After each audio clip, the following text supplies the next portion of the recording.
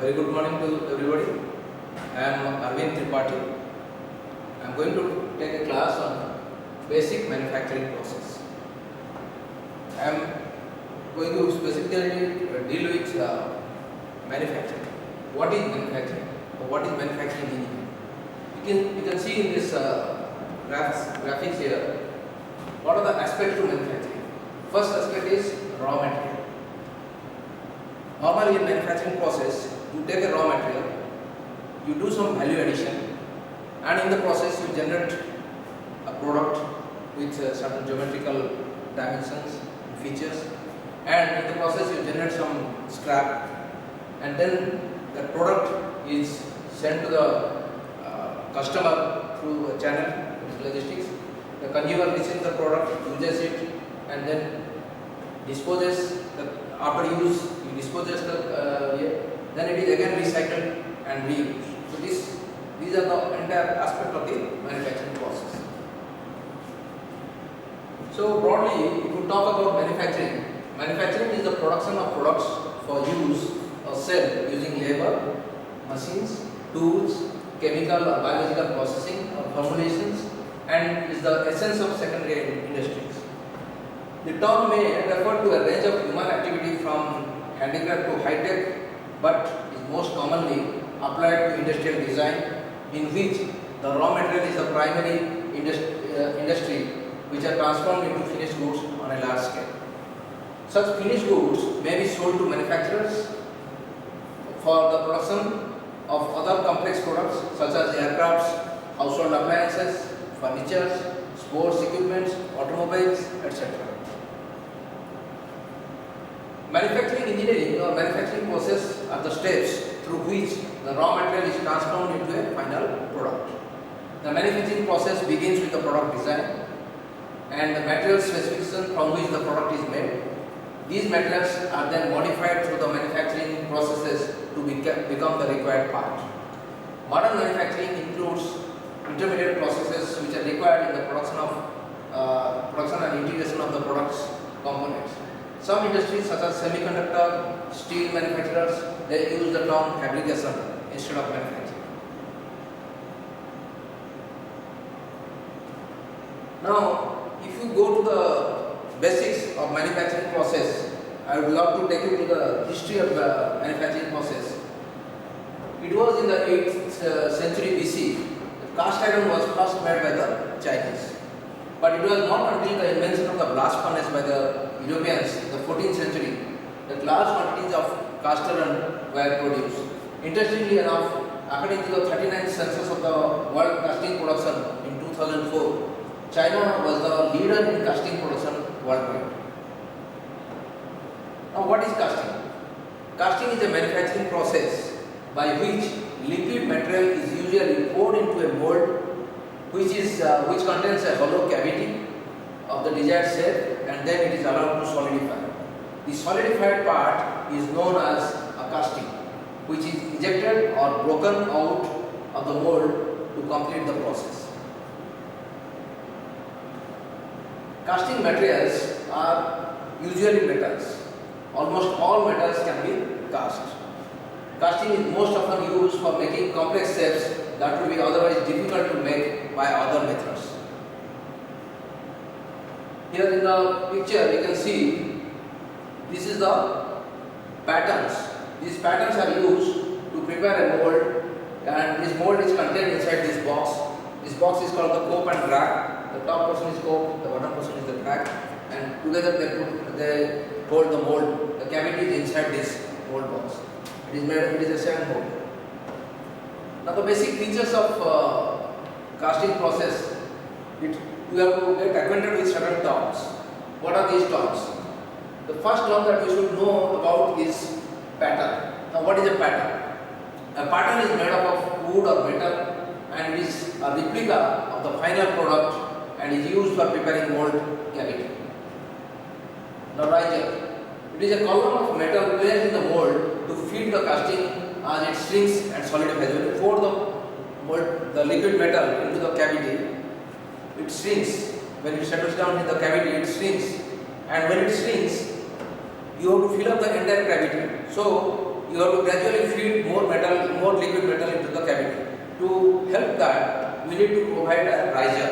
In the riser, your liquid metal is stored, and as the liquid metal shrinks inside the mold cavity, the void created because of the shrinkage is filled up by the liquid metal which is stored in the riser, which is located very near to the main cavity. Now runner. Runner is the channel through which the molten metal is carried from the screw to the gate. Core. These are cores are separate part of the mold, and it is made up of sand and generally bed, which is used to create the openings of various shapes of the cavity inside the casting. Gate. Gate is the channel through which the molten metal enters into the casting cavity. Parting line. It is the joint where the mold separates to permit removal of the pattern. Normally, when you use a pattern, it is usually the mold is made up of two halves, in which the top half and the bottom half they are assembled together. Then a layer is created in between the two joint surfaces, and that joint surface, that layer is known as the parting line. Now next is sand. The sand which binds strongly without losing its permeability to air or gas is the molding sand that is used for preparing the sand mold. Chaplet. It is a metal support which is used to hold a core in place inside a mold cavity. Normally, core is provided to provide the hollow space inside a cavity, and to keep that core in position, you have to provide chaplets. Okay, and this chaplet helps to hold the core inside the mold cavity in proper position. Now next is binders. Materials that are used to hold the molding sand together, these are known as binders. Normally in nature, clay is the most abundantly available binder, and it is used essentially in the molding sand to act as a binder, to hold the sand grains together. Now next is mold. The mold contains the cavity whose geometry determines the shape of the cast part. Whatever part you require to produce that geometry is created by using a pattern inside the sand, and that sand is held inside the box. That box is known as it is usually in two or three parts. If it is two parts, then it is scope and drag. The top portion is scope, the bottom portion is drag. If it is in three parts, then it is called scope, chip and drag. The top portion is scope, middle portion is chip, and the bottom portion is known as the drag. Mold material should possess refractory characteristics and which can withstand the pouring temperature. Normally, if you talk about steel, the temperature is around 1600 plus degrees centigrade. So, whatever material that can withstand at least more than that temperature should be used as the molding material. So, normally the sand that is which is referred to here as the molding sand has a capability to withstand temperature beyond that range. So, that is why it is used. That means this kind of property is known as the refractory properties. Types of mold. The various casting processes are classified according to the different molds that are used. There are two types of kinds of molds. One is open mold, the other one is called closed mold. In open mold, the top portion is exposed to atmosphere. That is called the open mold. And in case of closed mold, the mold is having two halves. The top half is known as that is housed inside the core, and the bottom half of the mold is housed inside the drag. There are two boxes. In open mold, there the liquid metal is simply poured until it fills up the cavity, and it is exposed to atmosphere. In closed mold, the closed mold is provided to permit the molten metal to flow from outside the mold cavity, outside into the mold cavity. And the closed mold is more important categories in the production casting process. Here you can see this is a open mold and this is a closed mold.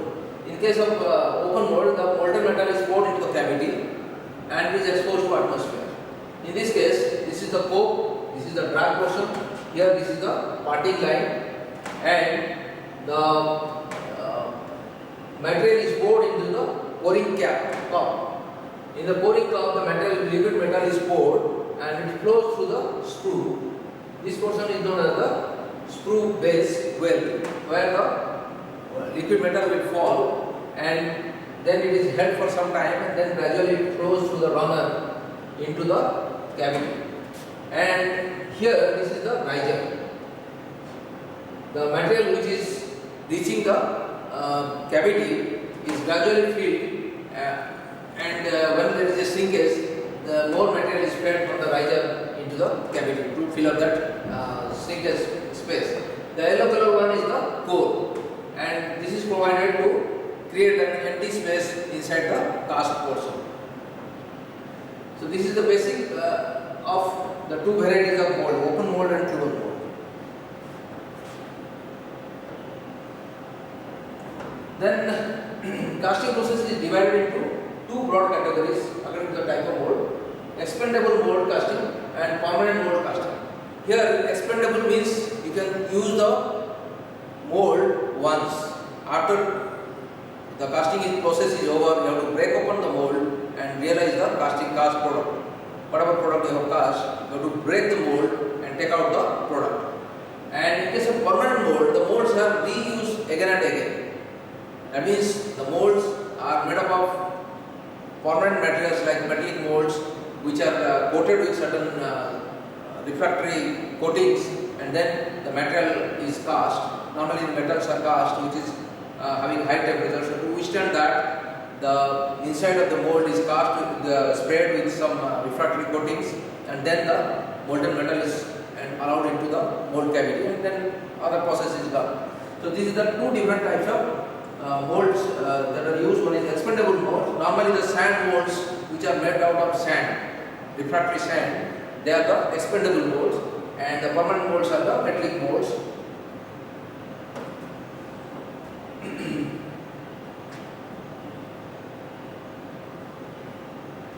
The casting process is normally categorized into two categories. One is expandable mold casting, and the second one is the permanent mold casting. Among the permanent mold casting, we have got die casting, centrifugal casting, continuous casting, etc. Among the expandable mold casting, we have got permanent pattern sand casting, expandable pattern sand casting, that is the investment casting.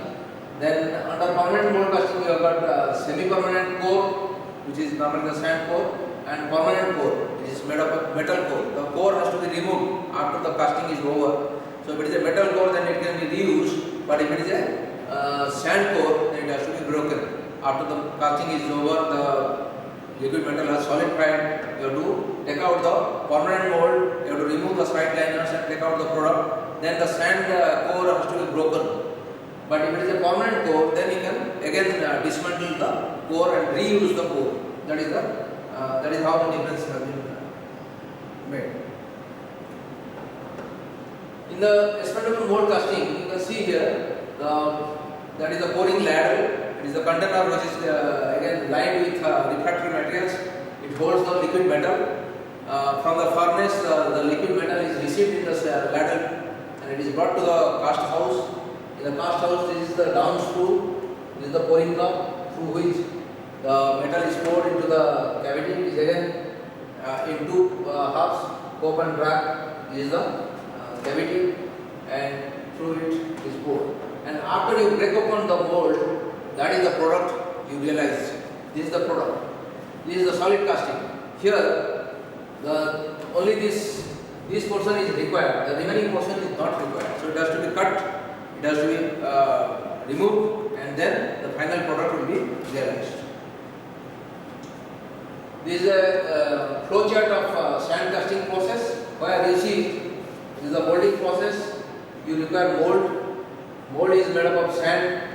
Then after the mold is made, it is brought to the cast house where the pouring is done. For pouring you require liquid metal. The liquid metal is prepared elsewhere. It is from the furnace it comes. Then it is allowed to solidify. Here the furnace is there, which is feeding the molten metal. Then after casting, it is taken, the sand mold is taken to the particular area where it has to be shaken vigorously so that the sand mold will break open, and the casting is cast component is taken to the for heat treatment for relieving the stress, because when it is sinking there is some, and it is not allowed to sink freely, then it will be developing some amount of stress. So that stress has to be removed. For that you have to take it to the heat treatment furnace, where you treat the component for which you have to put that component in the furnace for a certain duration, and with that heat treatment the component is relieved of the internal stresses developed in the component. Then after that the normal cleaning and finishing process is done, and then finally the component is sent to the quality section, where the component is tested for quality of the product. If it is found okay, then it is sent to the storehouse, from where it is dispatched to the customer's location. So this is how the entire flow system of the casting process is done. Now these are common features, schematic illustrating the sand casting process. We show the different features of the sand casting process. I will go one by one. You can start here. This is the pouring basin. And after the pouring basin, you have got the screw. It is a conical portion through which the molten metal is poured. Here basically in the pouring basin, you can see here there is a line here. That line there you can put some ceramic strainer. The purpose of providing this ceramic strainer is to filter out any impurities, if it is at all there inside the liquid material. It is not allowed to travel through. So there is a ceramic strainer which can withstand high temperature as well as strain out any impurities at the first step. Then the metal is allowed to flow through the screw, and it is landing here. Since it is made up of sand, there is a possibility that because of the sudden gust of the liquid, it will some amount of sand particle will be carried by the liquid metal. So normally it is allowed to settle down at the base of the screw. This is known as the screw base well. In that screw base well, whatever sand particle is there, it is settled down. Then as the level rises, then gradually it will travel forward, and it will travel like this and try to enter into the old cavity. And in the process, there is a riser, brine riser. This is called brine because it is not exposed to atmosphere. This is the sometimes they provide a number of risers. It may be brine, it may be open also. Open riser is exposed to atmosphere. Blind riser is not exposed to atmosphere. But the purpose of providing a riser is to feed the main cavity in the event of shrinkage. When there is a shrinkage, it requires more metal, liquid metal, so it has to be fed, and that is why the risers are provided all around the main cavity. So this is the runner, this is known as a choke, and this is the gate through which the metal will enter. This is the open riser. Here, as the metal is completely filled up and the metal will come and rise here, then that indicates that the entire thing has been filled up with liquid metal. Then you stop pouring. So this is the cutting line, this is the coke and the brass portion, and this is the entire schematic of the sand molding process.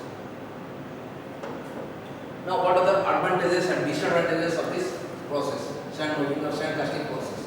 Advantage is it is least expensive in small quantities, less than 100 numbers. It is useful for ferrous and non-ferrous metals, and it is possible to cast very large parts. It's least expensive tooling. Now what are the disadvantages? Dimensional accuracy is obviously it is inferior to other processes, requires larger tolerances for.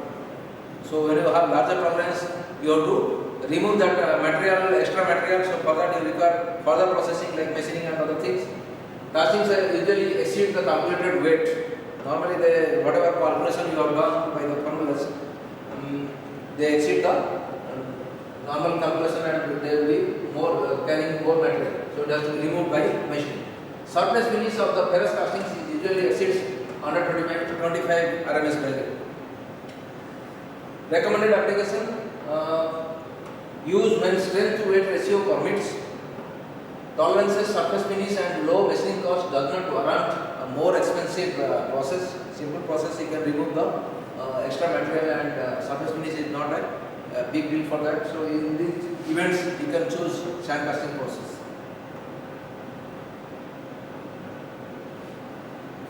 Now come to the expendable pattern sand casting process. This is also known as investment casting process. It is also otherwise known as lost wax process. In this, you use the gravity field mold. The mold is destroyed or removed by paper casting. Metal flow is slow here. The walls are much thicker than die casting. Cycle time is longer than die casting because of its inability to remove the heat. Here you can see first you prepare the pattern.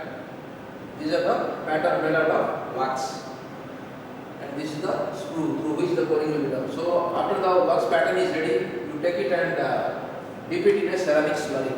The slurry is contained in a container. In that ceramic slurry, you dip the pattern, wax pattern. And once it has been coated with the ceramic slurry, you take and heat it. So when you heat it, the wax will melt and come out. So what is left is the ceramic structure through which you can do the pouring. So once that is ready, you have to pour the metal, molten metal through that mold, and once it has been filled completely, you allow it to cool on its own.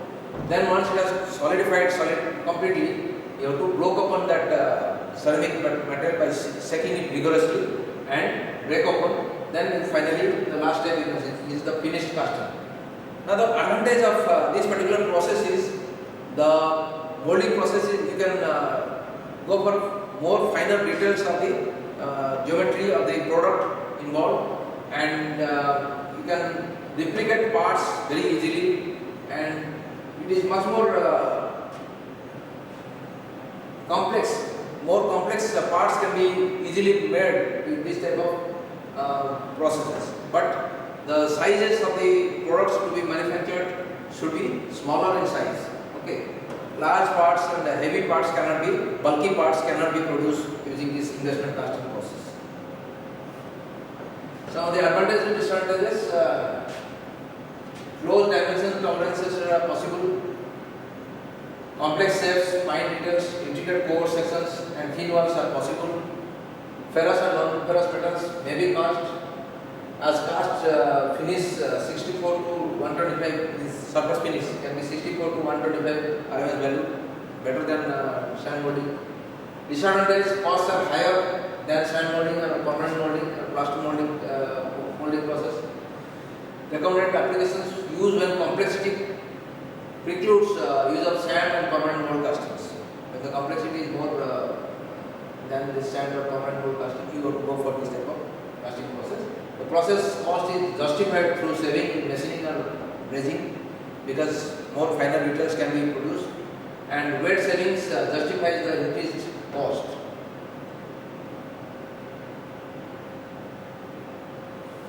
Now come to the permanent mold casting.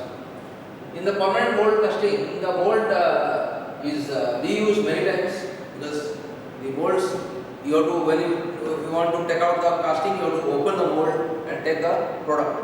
Now once the product has been taken out, again the mold can be reassembled and then can be reused. The molds are commonly made up of steel or cast iron. The metals commonly cast in the permanent mold casting include aluminium, magnesium and copper based alloys. So these are all these metals have got temperature much below the melting temperature of iron. So these materials are preferred to be cast using permanent mold casting. This is the schematic of the permanent mold casting process. Here you can see there are two dies here, and the material is the hot billet is kept inside the dies, and then pressure is applied in this direction, and then the material is filled. This is the core, and the molten metal is poured through the cavity opening there, and when it is pressurized and it is allowed to, it is held for certain duration and it is allowed to solidify, then you realize the product. Then after the solidification process is over, you dismantle the mold and you take out the product and do the next finishing process. The permanent mold casting is a basic two types of permanent mold castings are there. One is the die casting process, then the other one is the centrifugal casting process. Now what is the die casting process? in the die casting process, the mold casting process in which the molten metal is injected into the mold cavity under high pressure. The pressure is maintained during the solidification process, after which the mold is opened and the part is removed. Typical pressure are from 7 to 350 megapascals, and the mold used in the casting operation is called dies, hence the name is die casting. Here the schematic of the process.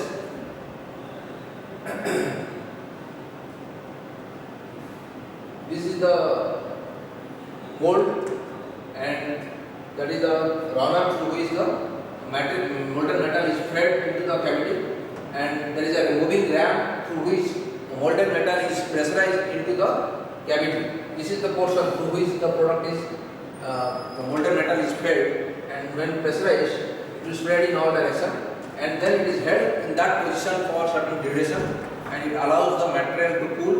There will be some cooling system all around the dies here, which will help in the cooling process of the molten metal.